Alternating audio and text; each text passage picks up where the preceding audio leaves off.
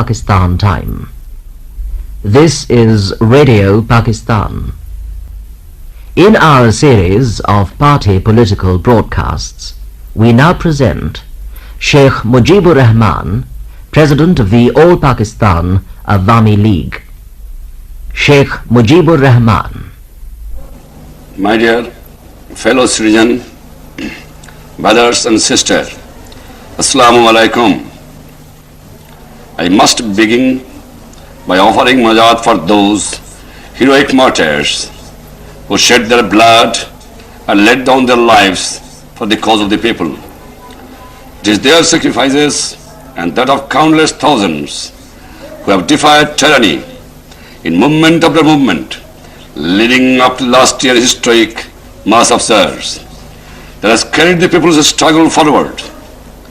Indeed, even the fact that I am able to speak to you over the national radio and television network may be counted as one of the initial gains of the people's struggle, since up till this time, this privilege was monopolized by those in power.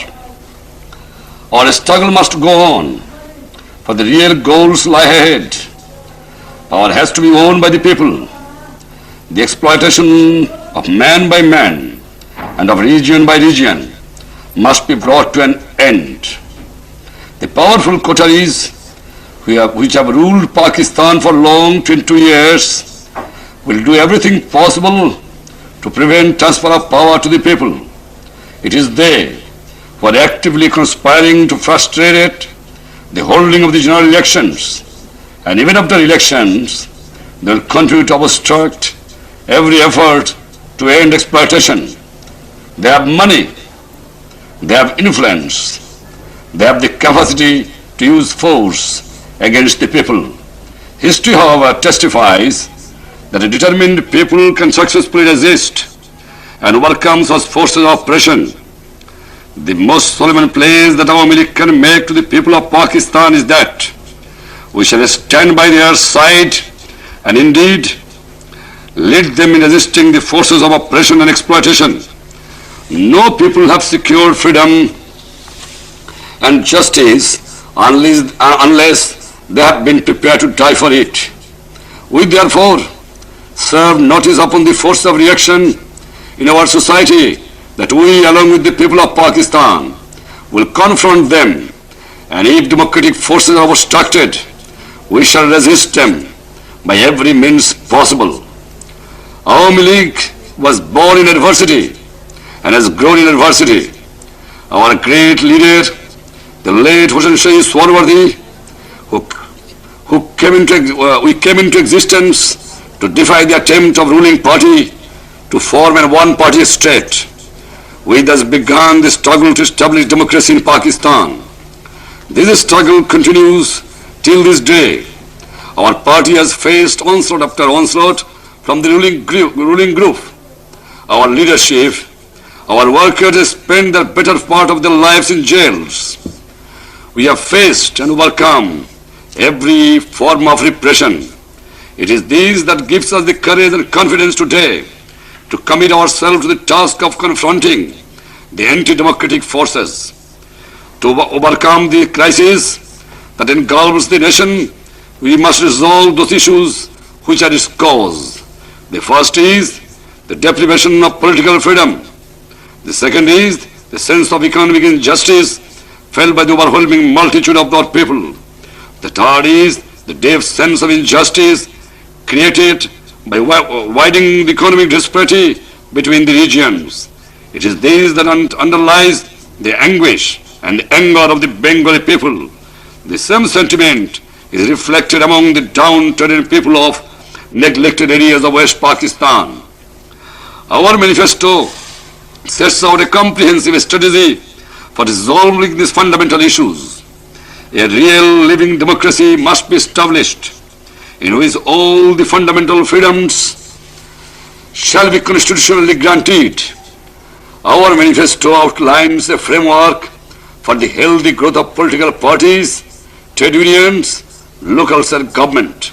We do pledge to restore complete freedom of the press and academic freedom and to eradicate corruption which has grown like a cancer in our society.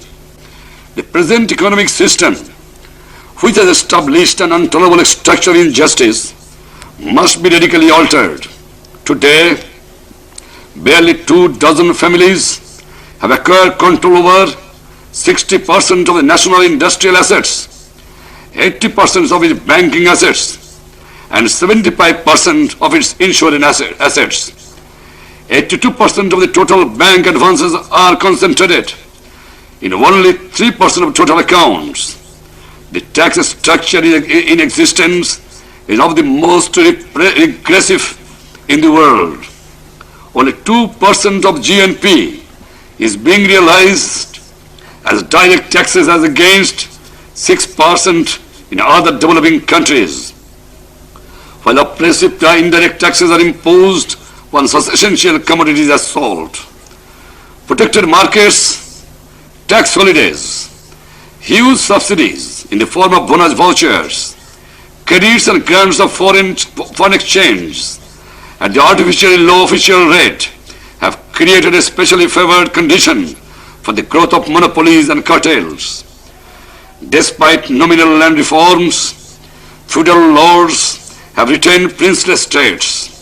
They enjoy vast privileges and their prosperity increases, while the lot of the poor peasants becomes more and more desperate. In a bid for survival, there is a movement of people from villages to the cities. According to official estimates, 1/5 of the total labor forces, or about 90 lakhs people, are unemployed. This alarming figure continues to grow. The industrial workers are suffering the full impact of the sharp rise in the cost of living. The cost of living is increasing more rapidly than the increase in money wages. The impact of the unending rise is the cost of living is also accurately felt by school and college teachers, low-paid officers, employees, particularly the fourth-grade employees of government. To turn now to the appalling record of economic disparity, it is seen that during the last 20 years, out of the total revenue expenditure of the government, only about rupees 1,500 crores, that is only 1/5 of the total, was spent in Bengal, as against over 5,000 crores in West Pakistan. Of the total development expenditure during the same period, about rupees 3,000 crores, that is only 1/3 of the total, was spent in Bengal, as against about rupees 6,000 crores in West Pakistan. Over 20 years, West Pakistan has imported goods worth more than rupees 3,000 crores, as against its own foreign exchange earnings of barely 1,300 crores. Imports into West Pakistan have been 3 times the value of the imports into Bengal. It was made possible for West Pakistan to import goods worth rupees 2,000 crore in exchange of its export earnings by allocating to it rupees 500 crores of the foreign exchange earnings of Bengal and allowing it to utilize over 80% of all foreign aid. The record of the field of government services is just as deplorable. About 22 years, Bengalis account for barely 15% in central government services and less than 10% of the defense services. The total economic impact of such discrimination has been that of economy. Bengal today is a state of imminent collapse. Near famine conditions are prevailing in the majority of the villages. Some 17 lakh tons of rice has had to be imported only to save the people from starvation. While inflation has been mounting, those who are worse hit are the poor people of Bengal. The price of essential commodities has been 50% to 100% higher in Bengal than in West Pakistan.